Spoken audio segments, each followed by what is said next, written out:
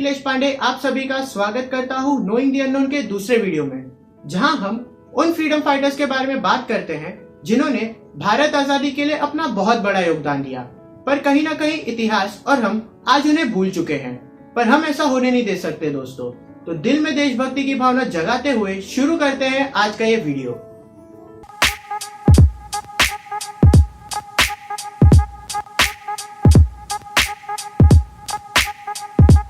आज का हमारा ये वीडियो सूर्य सेन के नाम, जो एक मैथ्स टीचर तो थे ही पर एक जाबाज देशभक्त भी, जिन्होंने एक ऐसी घटना को अंजाम दिया जिससे अंग्रेजों के होश उड़ गए और वो घटना इतिहास में दर्ज हो गई, पर कई भारतीयों को इसकी जानकारी आज भी नहीं है। सूर्य सेन का जन्म 22 मार्च 1894 को चित्तगोंग के एक गांव नोआपारा में हुआ था, जो कि इस वक्त बांग्लादेश का एक हिस्सा है। सूर्य सेन के पिता राम नारायण सेन उस वक्त अपने गांव के एक टीचर थे। 1916 में जब सूर्य सेन चित्तगोंग कॉलेज में अपनी पढ़ाई पूरी कर रहे थे, उस वक्त वो अपने कॉलेज टीचर्स के अंग्रेज विरोधी गतिविधियों से बहुत ही ज़्यादा प्रभावित हुए थे और अपने कॉलेज के दिनों में ही उनके अंदर देश आज़ादी की भावना जागने लगी थी, जिसे और ऊंचाई तब मिली जब वो जुगंतर पार्टी के मेंबर बने। जुगंतर पार्टी वो समय की ऐसी पार्टी थी दोस्तों, जहां कई देशभक्त नौजवान साथ आते और भारत आज़ादी के लिए कई गतिविधियों को अंजाम देते। 1918 में सूर्य सेन अपनी बीए की डिग्री हासिल कर अपने गांव चित्तगोंग लौटे और वहां के एक स्कूल में as a maths teacher appoint हो गए। इसी समय के दौरान उन्होंने जुगंतर पार्टी की जानकारी गांव के लोगों में फैलानी शुरू कर दी और बहुत ही जल्द अपने तेज दिमाग और मीठी बोली की वजह से लोगों में अपना नाम बना लिया। गांव के सबसे पसंदीदा टीचर होने के नाते और खासकर यंगस्टर्स में बहुत ही फेमस होने की वजह से लोग उन्हें प्यार से मास्टरदा कह के बुलाने लगे। कि Surya Sen Indian National Congress party के सदस्य भी रह चुके हैं। उन्हें महात्मा गांधी के विचार सबसे ज्यादा प्रभावित करते थे, पर 1922 में घटी चौरी चौरा हादसे के बाद और महात्मा गांधी का लिया फैसला, जो कि नॉन कॉर्पोरेशन मूवमेंट को कॉल ऑफ कर देने का था, कई भारतीयों की तरह सूर्य सेन को भी निराश कर गया। मानो मास्टरदा मन ही मन ये मान चुके थे कि अगर भारत को आजादी दिलानी है तो हमें भी हथियार उठाने ही होंगे। मास्टरदा जानते थे चित्तगोंग उस समय किसी खजाने से कम नहीं था, क्योंकि उस समय समुद्री तट होने के कारण अंग्रेजों का वो एक ट्रेडिंग हब बन चुका था। अंग्रेजों की काफ़ी ओवरसीज ट्रेडिंग चित्तगोंग के जरिए ही होती थी, इसलिए चित्तगोंग उनके निशाने पर था, क्योंकि चित्तगोंग पर एक छोटा सा हमला भी अंग्रेजों के होश उड़ा सकता था।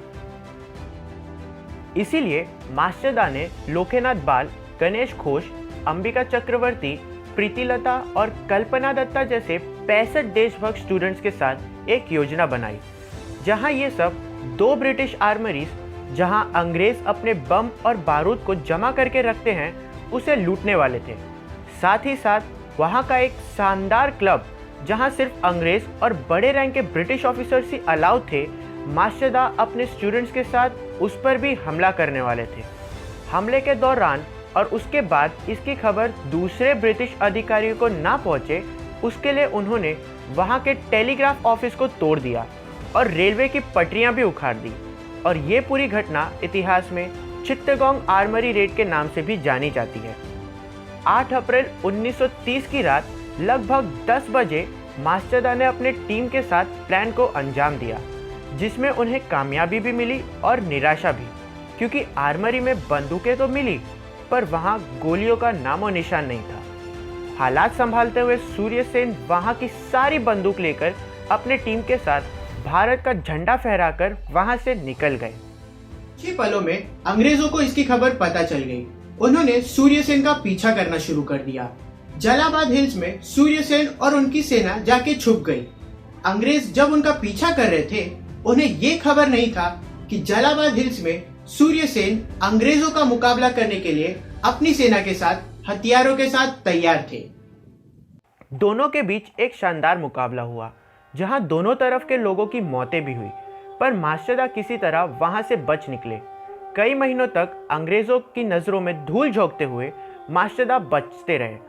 उस जमाने में अंग्रेजों ने मास्टरदा के नाम 10,000 का इनाम भी जाहिर कर दिया था, जिसकी लालच में आकर नेत्रसेन, जिसके घर मास्टेदा छुपे हुए थे, उसने अंग्रेज़ों को उनका पता बताकर उन्हें पकड़वा दिया।